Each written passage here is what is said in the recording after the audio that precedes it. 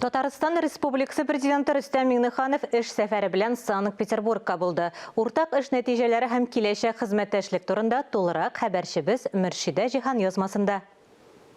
Көн тәртибе кысаларында Татарстан президенты Рөстәм Миңнеханов Россиянең төбәк башкаласы губернаторы Александр Беглов белән очрашты.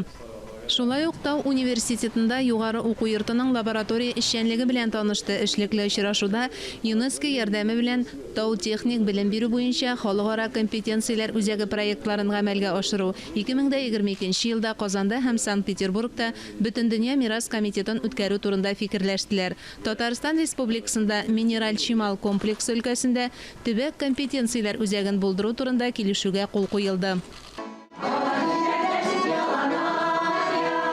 Төштән соң Рөстәм Миңнеханов җирле җитәкчелек вәкилләре белән Татар мәдәни үзәгенә килде. 2020 елда Санкт-Петербург хөкүмәте милли мәдәни үзәк оештыру өчен бина бүлеп биргән иде. Татарстан да үз тарафыннан бинада реставрация һәм ремонт эшләрен башкарырга булышты. Үзәк ачылу милли мәдәни автономиянең төбәк иҗтимагый оешмасы советы җитәкчесе Рәис Яркәевнең туган көненә туры килгән. Очрашуда катнашкан вице-губернатор Максим Мексин аңа бүләк тапшырды. Татарстан президенты беренчедән әлеге үзәкне оештыруга өлеш кертүчеләргә рәхмәт белдерде. Шулай ук Санкт-Петербургта яшәүче татар җәмәгатьчелеге эшчәнлеген югары бәяләп, озак еллар республиканың милли мәдәни, сәяси, икътисади юнәлешләрен үстерүгә зур өлеш кертүчеләргә дәүләт бүләкләре тапшырды. Монда Санкт-Петербургта юк кешеләр түгел, булган кешеләр тормышта алып баралар, үзләрен беләләр. Хөрмәт итәләр. Әлбәттә, без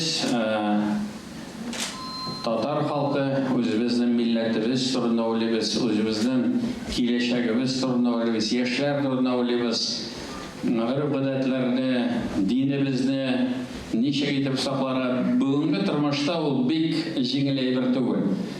Үзәк яңа гына ачылып китүгә карамастан, өлкәннәр белән дә, балалар өчен дә эш юнәлеше ачыкланган. Татарстан президенты матбугат хезмәте белән берлектә Мөршидә Җиһан, Алия Галиуллина махсус яңалыклар чыгарылышы өчен.